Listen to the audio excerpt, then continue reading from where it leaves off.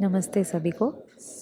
आज हम लोग एक नए एडवेंचर पर निकल रहे हैं। इसमें हम लोग नॉर्डिक्स और बाल्टिक कंट्रीज़ कवर करेंगे। कुछ 5-6 कंट्रीज़ हैं, वो आप आगे वीडियोस में देखोगे। हम लोग एक बहुत ही इंटरेस्टिंग एयरपोर्ट पे बैठे हुए हैं।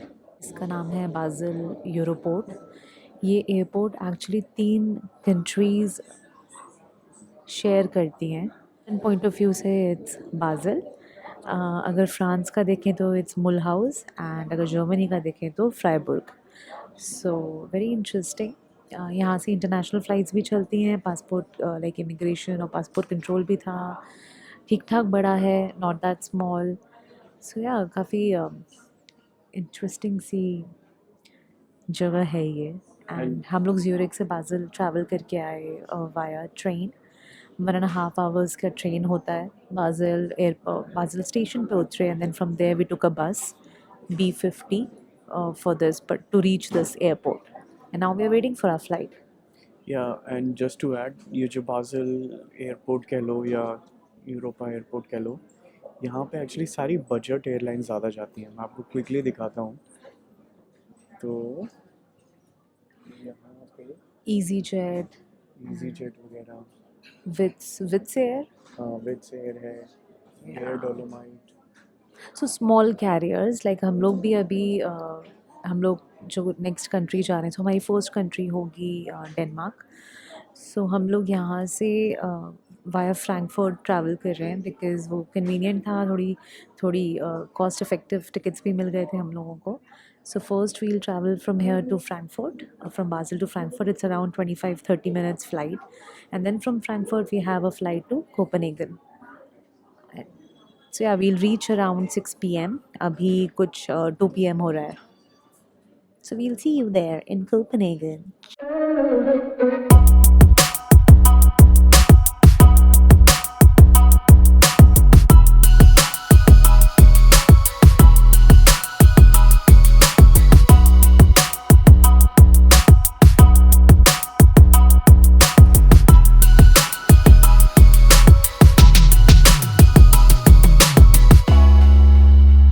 नमस्ते। आज हम लोग पहुंच चुके हैं कोपेनहेगन, डेनमार्क। एंड अभी फर्स्ट हम लोग ने लैंड करके क्या किया, उन्होंने चेक इन किया। We are staying at Radisson Blu. So वो हम लोग क्लिप डाल देंगे होटल का। It's very near to the again old town. अब हम लोग आ गए एक्चुअली तुरंत चेक इन करके ओल्ड टाउन देखने, और पहला स्टॉप था नीहावन। एज यू कैन सी, नीहावन ये ना 17th सेंचुरी में बना था। ये old wooden houses and colourful by the water body, very pretty and quite a touristy location. हमने काफ़ी व्लॉग्स में देखा है कि ये जो रेस्टोरेंट्स और कैफ़ेज़ होते हैं, they are pretty pricey and expensive because of tourist location. सब लोग यहीं पे आते हैं, एंड कैफ़े कल्चर काफ़ी फेमस है कोपेनहेगन का।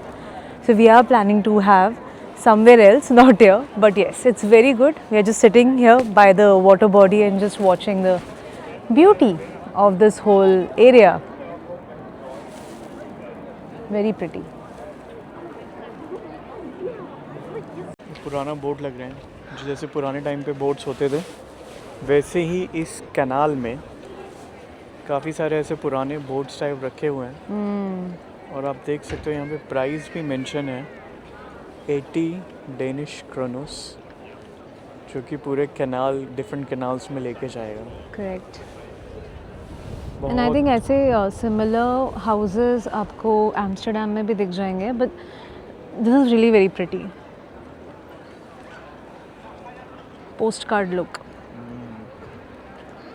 सो कुछ बताना चाहती हो, कुछ बोलना चाहती हो? नहीं। बहुत बोल लिया, बहुत सुन लिया। अब हम घूमेंगे। थोड़ी टायर्ड है हम लोग एक्चुअली। हम लोग सुबह के निकले हुए हैं। We woke up around 6:15, 6:30, but that is not too early. बट हमारा फ्लाइट था फ्रॉम बाज़ल एयरपोर्ट, जो हम लोग ने आपको दिखाया स्टार्टिंग में, बाज़ल यूरोपोर्ट।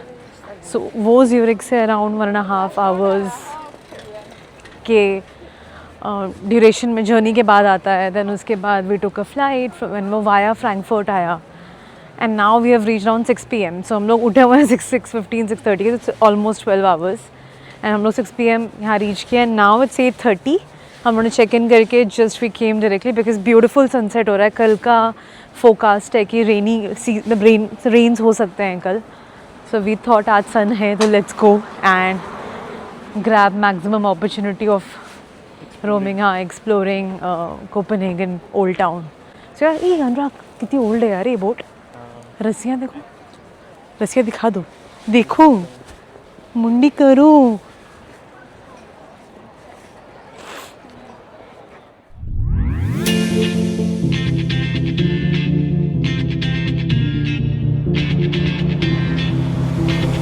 When my days end, I might just fall in love. I know the DJ and I love this song. Me and you and the night feel so young. Every single moment has led up to this one. Whoa, did the stars align? Whoa, maybe it's a sign. We should do tonight again, even in another life. सो हम लोग ना harbour front आ गए थे walk करते करते न्यावंत से. And ये एक डेड एंड आ जाता है यहाँ पे. एंड देन फिर ये पूरा जो वो छोटा सा वाटर बॉडी था वो फिर बिगर समुद्र में जाके मिल जाता है. सो बेसिकली ये जो आप देख रहे हो आसपास बिल्डिंग्स, ये डेनिश आर्किटेक्चर का जीता जागता एग्जाम्पल है कि वो कितना मॉडर्न और एट द सेम टाइम कितना मिनिमलिस्ट हो सकता है. उसका ये एग्जाम्पल है. ये जो आप बिल्डिंग देख रहे हो अभी जो अनुराग जूम इन कर रहे हैं, इसको ब्लॉक्स बोलते हैं. And it's very pretty. और ऐसा आर्किटेक्चर ना टिपिकल डेनिश आर्किटेक्चर बोलते हैं इसको. और ये ना काफ़ी जगह आपको दिख जाएगा across Copenhagen and wider Denmark. So yes, another interesting thing is अगर आप मेरे पीछे देखोगे तो on the right hand side आपको वो ब्रिक कंस्ट्रक्शन में एक वेयर हाउस दिखेगा, whereas on the left hand side आपको ये मॉडर्न आर्किटेक्चर दिखेगा डेनमार्क का. So it creates a good very unique contrast, right, कि historic Denmark and then contemporary. So very beautiful. नमस्ते. नया दिन. आज हम लोग का एक्चुअली डे 2 है इन कोपेनहेगन. एंड हमने क्विक ब्रेकफास्ट करने के बाद हम लोग एक आ गए यहाँ पे सेंट्रल टाउन हॉल में कोपेनहेगन के. इसको राध हाउस भी बोलते हैं. एंड ये 1905 में एक्चुअली बन के कंप्लीट हुआ था.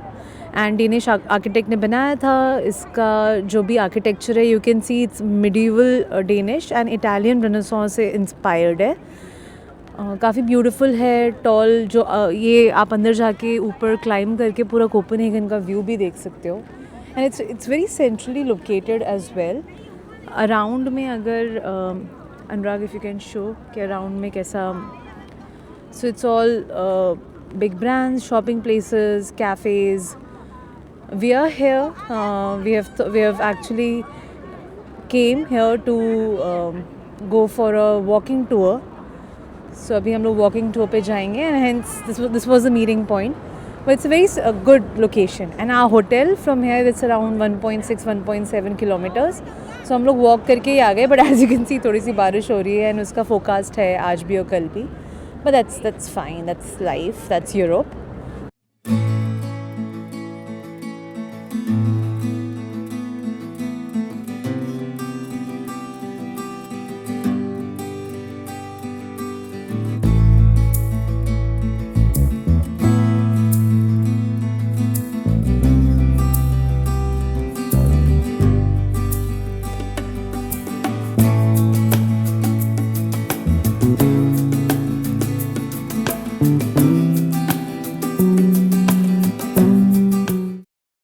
सो अब हम लोग अंदर आ गए थे राधा हाउस के. एंड राधा हाउस के अंदर जैसे ही आप एंटर करोगे आपको राइट हैंड साइड पे ये जेंस ओल्सन एक्चुअली इनका छोटा सा म्यूज़ियम सॉर्ट ऑफ दिखेगा.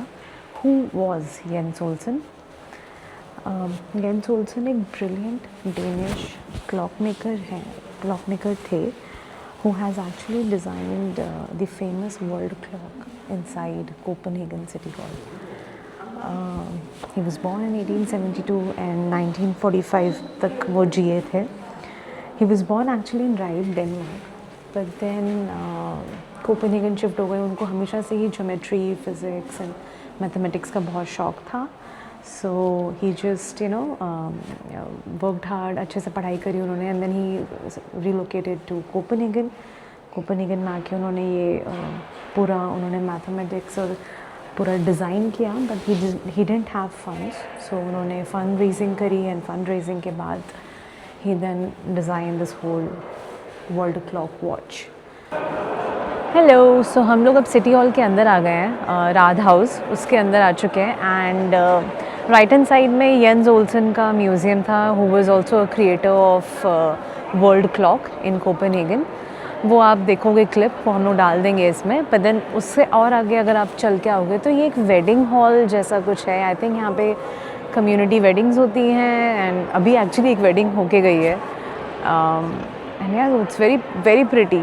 गुड थिंग इज़ कि ये एक्सेसिबल है, it's free of charge. You can just come here, थोड़ा सा आप चेकआउट कर सकते हो everything without paying anything. So that's a really good thing.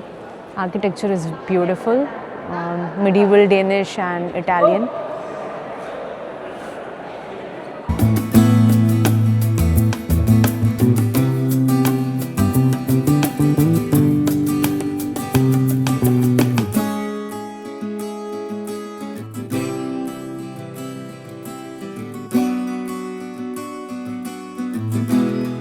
So हम लोग ने अभी तक एक वॉकिंग टूर लिया हुआ था, and walking tour ended here, which is where the royal family currently stays. वो पूरा वॉकिंग टूर का हम आपको डिटेल में बताएंगे. We are planning to have a lunch in a cafe. So cafe में बैठ के पूरा एक समराइज़ करेंगे कहाँ पे हमने कहाँ क्या गए थे. But since we are here and it's a very interesting neighbourhood. यहाँ पे जो आप ये सेक्शन देख रहे हो, सो ये जो सेक्शन देख रहे हो यहाँ पे ना चेंजिंग ऑफ गार्ड सेरेमनी होती है. वो मैं क्लिप इसमें ही डाल दूँगी, हमने शूट किया था वो. तो इट्स वेरी ब्यूटीफुल, काफ़ी अच्छा रिदमिक है, और एवरीडे होता है ये समर्स में. विंटर्स में I think it happens weekly basis पे, पर समर्स में it happens every day. Now in back of me this house, so यहाँ पे 4 डिफरेंट हाउसेज हैं. तो this is the first one. इस हाउस में ना जो एक्स क्वीन थी, जो करंट किंग है, उनकी मॉम रहती हैं, तो उनका ये हाउस है. If we move around here, the second house, that house is sort of a party place. Party as in if royal family wants to host someone, host some dinners, events, lunch, etc. So उस house में होता है वो. If we move towards beyond this sculpture जो है, इस sculpture के बारे में भी बात करेंगे, but उसके पीछे जो घर है वो ना गेस्ट्स के लिए. So if somebody is visiting royal family, उनके relatives, friends, family, so वो वहाँ पे रहते हैं. Like an Airbnb, royal. Like an Airbnb, royal Airbnb. And then the last one, which is this one, this is the 4th house, और यहाँ पे current royal family रहती है, king, queen and their 4 kids. Interestingly, king and queen has a sort of a fairy tale kind of a story. King काफ़ी athletic हैं, current king यहाँ के काफ़ी एथलेटिक हैं. He was part of Olympics committee.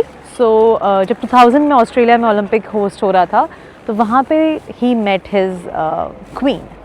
सो कोपेन जो Denmark की queen है वो ऑस्ट्रेलियन है, एंड वो वहाँ पे मिले थे इन अ बार.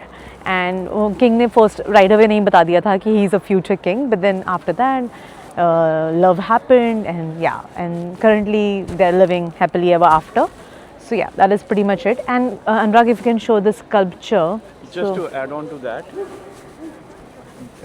जो हमारे टूर गाइड ने बताया है हमें कि जो डेनिश लोग होते हैं ना, दे लाइक फेरी टेल्स. सो जो अंडरडॉग्स होते हैं वो डेनिश लोगों को पसंद है. तो बेसिकली रॉयल फैमिली तो चलो ठीक है, they really like the queen, the latest queen from Australia, quite similar to what you can think of the British family, the royal family from UK, जो Princess Diana को काफ़ी लोग पसंद करते थे. I think in a similar way, people really like this queen. Yeah. It's a good motivating story that coming out of from Australia, relocating to a completely new country, living their culture and accepting and embracing it. So I think that is pretty good. the guard which you can see behind me, yeah, that guard, so they still उनको announce करना पड़ता है, उनको अभी चिल्लाना पड़ता है अगर कोई रॉयल फैमिली का बंदा घर से बाहर निकल रहा है, अंदर जा रहा है. So that's actually pretty cool, and मतलब 21st century में भी it's still carrying on. But what we have observed in Copenhagen, उन्होंने काफ़ी अच्छे से अपनी हिस्ट्री और ओपननेस जो करंट मॉडर्न टाइम्स हैं उसको ना एमलगमेट किया है. काफ़ी अच्छे से दोनों चीज़ें साथ पैरेलल चल रही हैं. एंड सो उसी नेबरहुड में जो अभी हमने आप लोग को दिखाया जहाँ पे करंट रॉयल फैमिली रहती है, उसके बीच में ये स्टैचू है किंग फ्रेडरिक द फिफ्थ का. इनका स्टैचू यहाँ पे इसलिए है क्योंकि opposite, just opposite to that, इन्होंने आई थिंक कोपेनहेगन का सबसे मोस्ट फेमस चर्च बिल्ड किया था. फाउंडेशन एक्चुअली रखी थी इन 1749. तो ये बहुत सुंदर मार्बल चर्च बोलते हैं इसको. ये मार्बल का है नहीं, ये ग्रेनाइट का है, but it looks like granite, looks like white marble greyish marble, so इसलिए इसको मार्बल चर्च कहते हैं. 1770 में after like couple of years interestingly इसका हॉल्ट हो गया था कंस्ट्रक्शन, बिकॉज एक बहुत एक्सपेंसिव हो गया था, सो उसको हॉल्ट करना पड़ा. एंड देन 1874 में लाइक ऑलमोस्ट 100 years लेटर इसका कंस्ट्रक्शन वापस शुरू हुआ एंड इसको रूफ मिली. नहीं तो ये सिर्फ ऐसे ही खड़ा हुआ था विद पिलर्स एंड आसपास का जो भी वो वॉल्स हैं, बट विदाउट रूफ. तो रूफ अलग से बनाई गई इन 1874 एंड अराउंड 1890s में ये कंप्लीट हुआ था church. So it took around like 150 years to complete this particular church because yeah, it went bonkers. Another interesting fact is कि ये जो राजा हैं और जो आर्किटेक्ट थे इसके, ये वो उन लोगों ने इंस्पिरेशन ली थी रोम के एक चर्च से, एंड वहाँ से इंस्पिरेशन लेके ये इसको बनाना शुरू किया था. But then yeah they went out of budget. Problem, similar problem everybody has nowadays. So अभी हम लोग जा रहे हैं खाना खाने after this whole walking tour. वहाँ पे बैठ के हम लोग प्लान करें, थोड़ा समराइज करेंगे वॉकिंग टूर. बहुत इंटरेस्टिंग वॉकिंग टूर था. It's a free walking tour, get your guide पे मिला था, freewalkingtours.com. freewalkingtours.com पे. एंड हम लोग आए हुए हैं जो and the juice, which is one of this our is one of our favourite places actually, and ये यहीं का ब्रांड है. Coming back to the walking tour. So walking tour में हम लोग कहाँ कहाँ पे गए थे. सबसे पहले हमने स्टार्ट किया जो उनका सिटी हॉल है. अच्छा था काफ़ी. वहाँ पे one of the free of cost है पहली बात तो. दूसरा वहाँ पे एक क्लॉक है जो तो यान्स ऑल्सन,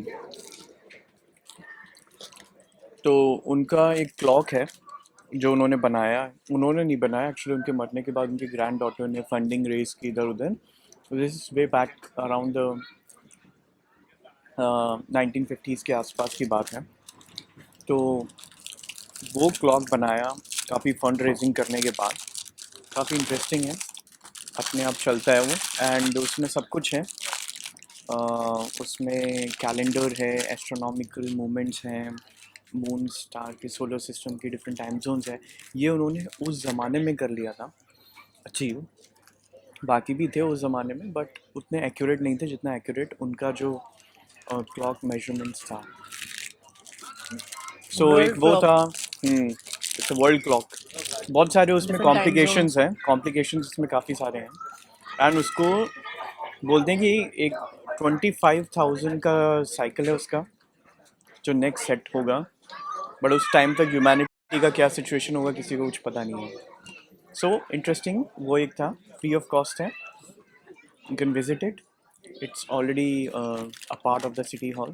दूसरा था सिटी हॉल में मैरिजेस काफ़ी सारे होते हैं. और हर समर्स में ऐसा इंटरेस्टिंग फैक्ट शेयर किया था हमारे टूर गाइड ने कि हर 7 मिनट में एक शादी होती है. और दुनिया का सबसे पहला देश था डेनमार्क जिसने गे मैरिजेस को लीगलाइज किया था वे बैक इन 1989. एंड उसी हॉल में हुआ था. एंड कोपेनहेगन को लास वेगस ऑफ यूरोप भी कहते हैं, क्योंकि यहाँ पे शादी रजिस्टर करना और कर भी लेना is very easy.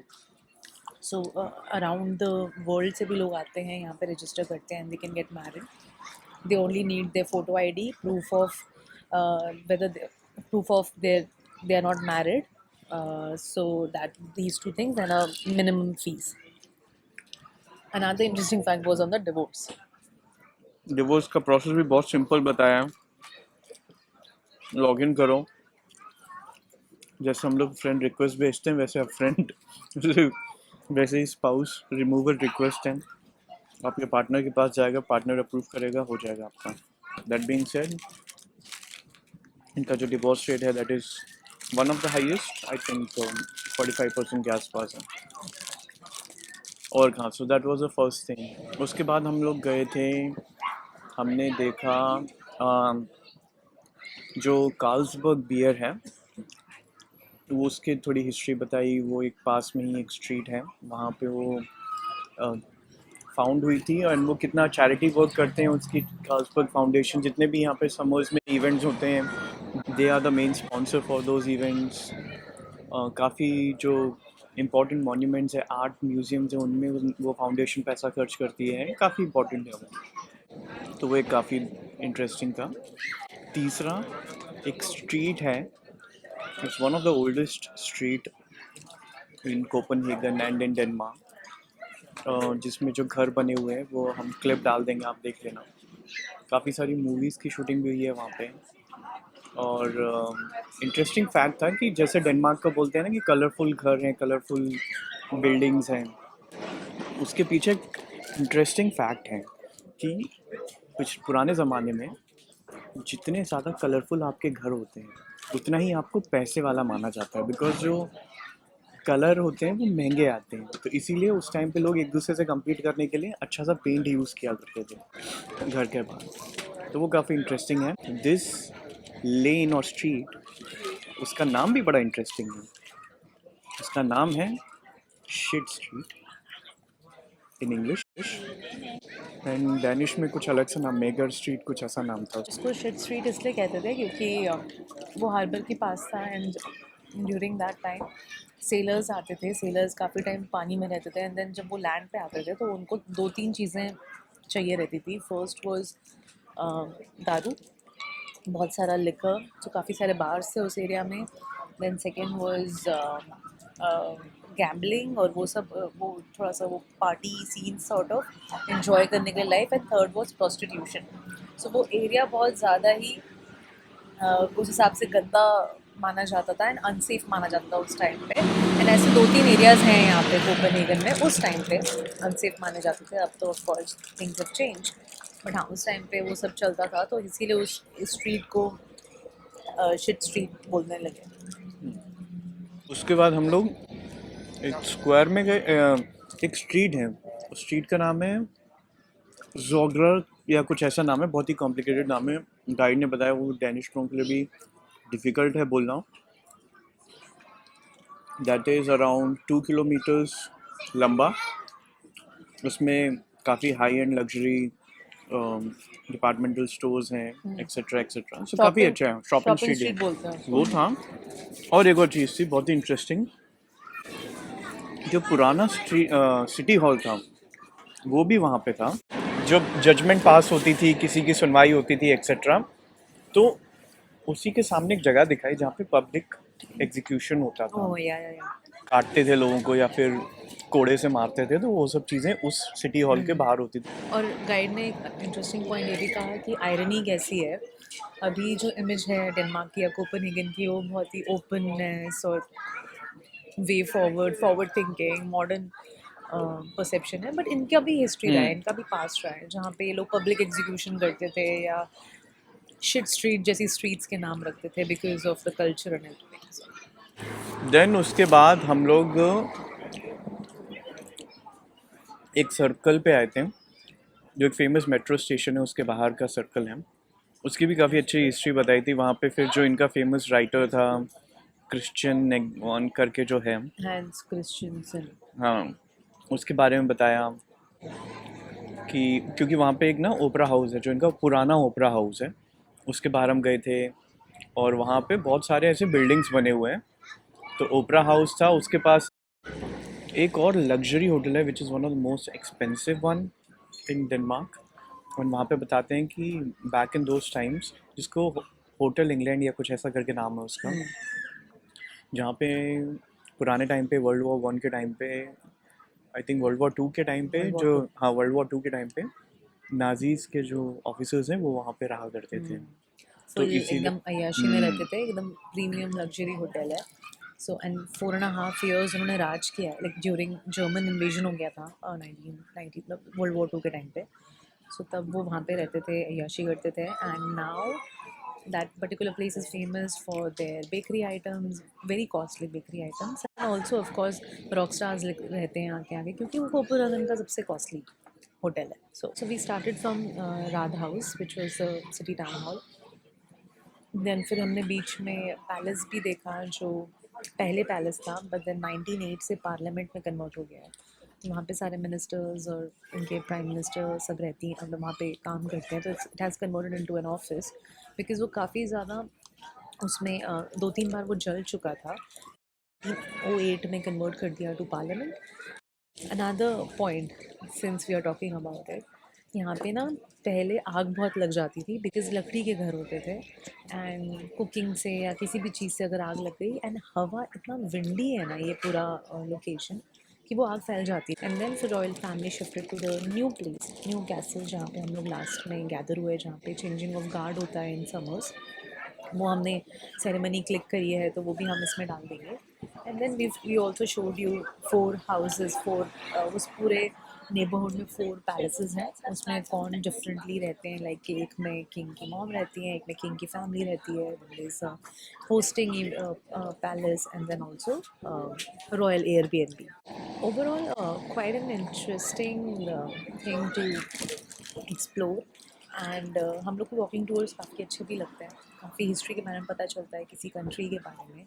I didn't know personally, and I know but I am not very good in geography, so I didn't know कि नॉर्वे, स्वीडन एंड डेनमार्क एक ही था पहले। एंड देन काफ़ी वॉर्स हुए हैं डेनमार्क एंड स्वीडन के बीच में, and then Denmark got separated. So that was a new thing and new learning for me. Another point was another interesting and funny fact which we got to know was the castle. So जो earlier castle था, जो build किया था, जो parliament में convert हो गया है, वो एक फ्रांस के एक कोई तो आए थे यहाँ पे, I don't remember exactly architect या राइटर थे, डिप्लोमेटिक। हाँ डिप्लोमेट आए थे। तो वो उन्होंने विजिट किया रॉयल फैमिली को in that palace, and then when he went back to France, he wrote in one of his letters to the people in France saying that okay, this was the most ugly palace I have come across and I have seen the end of it sort of thing. So मजाक उड़ाते हुए of the castle, 17th century में। हाँ, so उस castle का मजाक उड़ाते हुए, so एक ये भी चीज़ दिखती है कि कैसे इनसिक्योरिटीज़ आ जाती हैं with in royal families as well. So that was also quite interesting because हम लोग को लगता है Copenhagen, Denmark, rich country and all, but हमेशा से ये रिच नहीं थे। Another fact was in 1980s they went bankrupt, the whole country went bankrupt, and then उन्होंने वापस से रीएस्टैब्लिश किया खुद को। सारे रिच लोग डेनमार्क से दूर जा रहे थे रहने, एंड कोपेनहेगन से दूर जा रहे थे रहने। So after that they revive themselves. So and very interesting, I think overall the whole country is quite interesting. They have very high taxes. 45% Yeah. कम से कम। And of course many things are taken care of by the government if they are taking so much tax from you, like healthcare, education, everything is free here. But having said that, age crisis यहाँ पे भी चल ही रहा है. So they are more old people compared to the new ones जो कमाएंगे और tax pay करेंगे. So old का उसमें ज़्यादा पैसा जा रहा है to keep up जो old people हैं उनकी health पे, compared to more people who are paying the taxes. So yeah. And just 2 more places to add actually उस टूर में।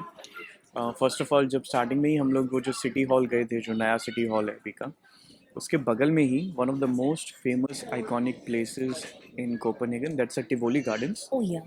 वो भी वहीं पे ही था।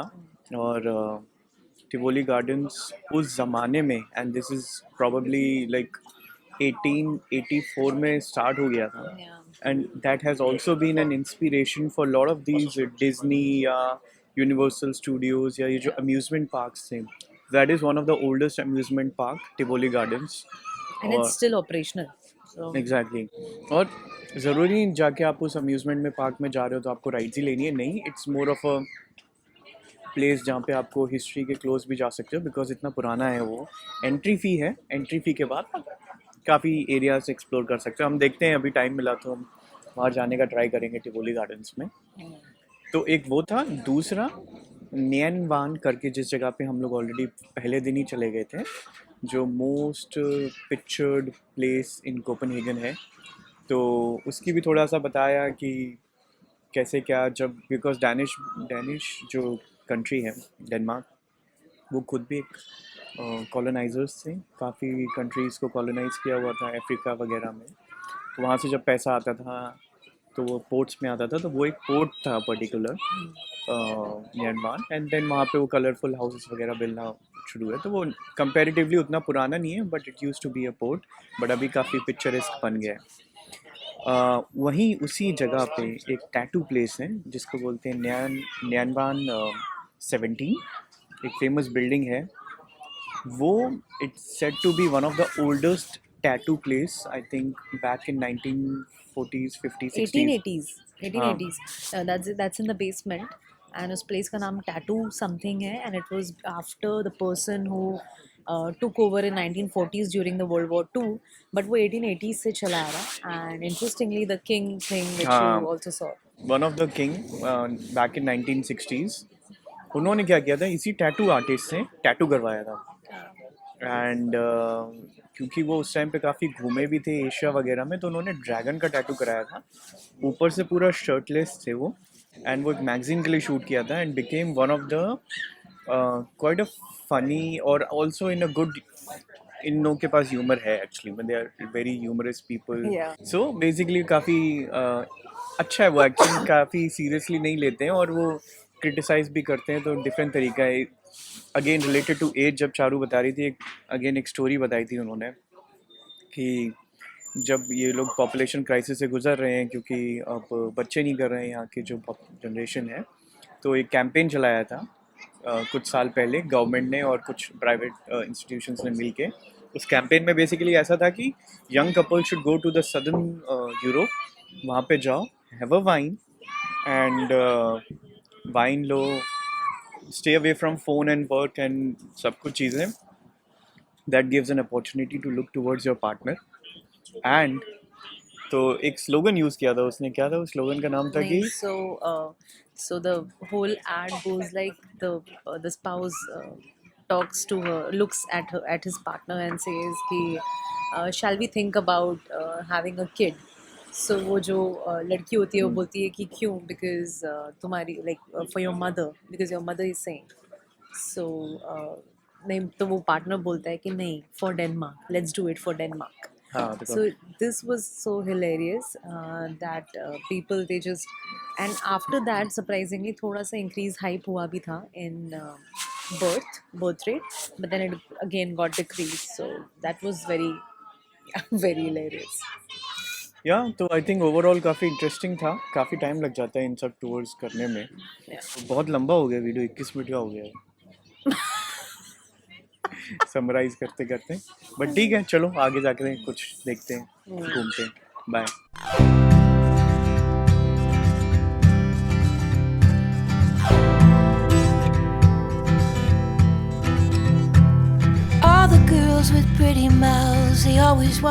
So हम लोग राध हाउस में हैं, एंड राध हाउस इज़ पीछे है जो हमने आपको दिखाया।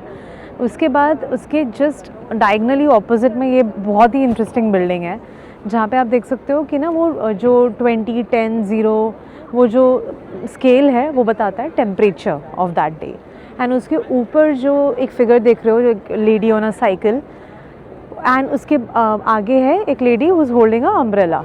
सो ये दो ना यहाँ के क्लाइमेट के हिसाब से मैनुअली एक्चुअली चेंज करते हैं। लाइक फॉर एग्जांपल आज सुबह जब हम यहाँ पे थे, यहाँ बारिश हो रही थी, तो वो अम्ब्रेला वाला लेडी थी वहाँ पे, बट नाउ सिंस थोड़ा सा बारिश रुक गया है तो वो साइकिलिंग वाली लेडी आ गई है कि now you can cycle. So it's so interesting कि पूरे टाउन को बताने के लिए कि किस टाइप का वेदर है अभी. ये बहुत पहले से है, काफ़ी ओल्ड टाइम से, but it's still continue, they are still continuing. Although iPhone या गूगल फ़ोन के ज़माने में हम चेक कर सकते हैं weather forecast, but yeah it's very interesting. चलो दिखाते हैं आपको ये theatre.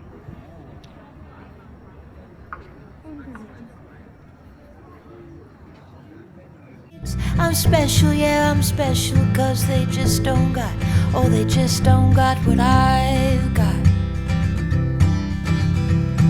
I'm someone you can take. Visit. Yes, वहाँ से एंट्री हुई थी टिवोली से. So guys, we are in Tivoli Gardens and यहाँ पे ना 2 टाइप की फ़ीस होती हैं. एंट्री फ़ीस है which is around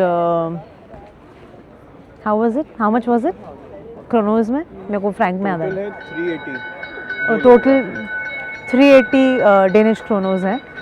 but this is without rides because यहाँ पे ना अम्यूज़मेंट पार्क भी है टिवोली में. So this is without rides, just to roam around inside Tivoli Gardens and just to see क्या क्या चीज़ें हैं. बट अगर आपको राइड्स लेनी है तो आप अंदर आके भी राइड्स के लिए सेपरेटली भी पे कर सकते हो. तो अप फ्रंट पे करने की ज़रूरत नहीं है बिकॉज राइड्स वाली जो है ना वो काफ़ी कॉस्टली है. It goes up to around 1000 Danish kroner for 2 person. So choose it wisely. It's such a beautiful flower. So yes, so long time ago when I was working with a Danish company called Bestas, हम लोग आए थे Tivoli for team dinner and मैं वहाँ से enter हुई थी. और 2019 I guess. So you came here in 2019. 2019, yes, before COVID. And yeah. Did you explore during that time? No, because in between May month में आए थे हम. वो था टीम का एनुअल मीट एंड मैं प्रिपेयर्ड नहीं थी यहाँ की कोल्ड के लिए. So I was dying with winter. So वहाँ से एंटर हुए और यहाँ पे सीधा आके बैठ गए थे खाना खाने. That's it, nothing much.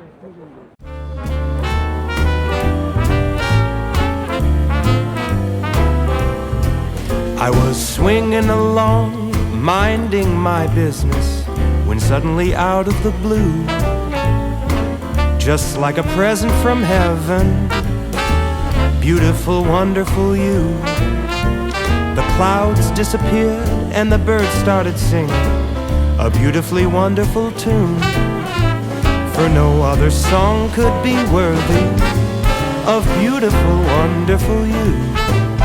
Now who could have thought this could happen? Who would have ever believed? Could it be true that some... so Tivoli garden के अंदर है हम लोग एंड अच्छा है, बहुत इंटरेस्टिंग है. हम लोग एक रेस्टोरेंट के अंदर आ गए हैं बिकॉज वी थॉट कि शाम की एक कॉफ़ी हो जाए by the view. So as you can see पीछे ही एक बहुत ही ओल्ड बोट खड़ी हुई है यहाँ पे. And it's not a sea, it's a lake or a pond which is inside the garden. Very beautiful. It's a must visit if you are in Copenhagen.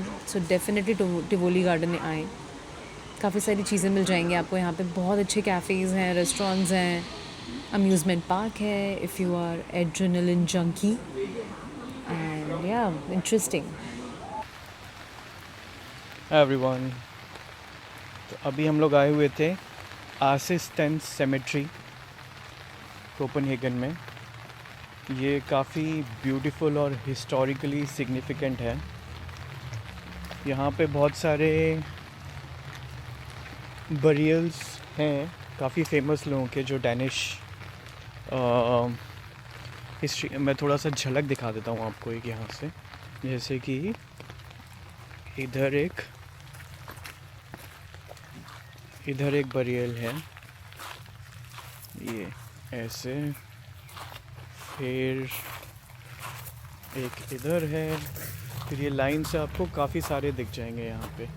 Same ऐसा ही एक ज्यूरिक में भी है. तो यहाँ पे जो कुछ फेमस हैं उनमें है हैंस क्रिश्चियन एंडरसन और सोरेन केरकेगार्ड. ये वही हैं जो काफ़ी बड़े राइटर्स वगैरह हैं.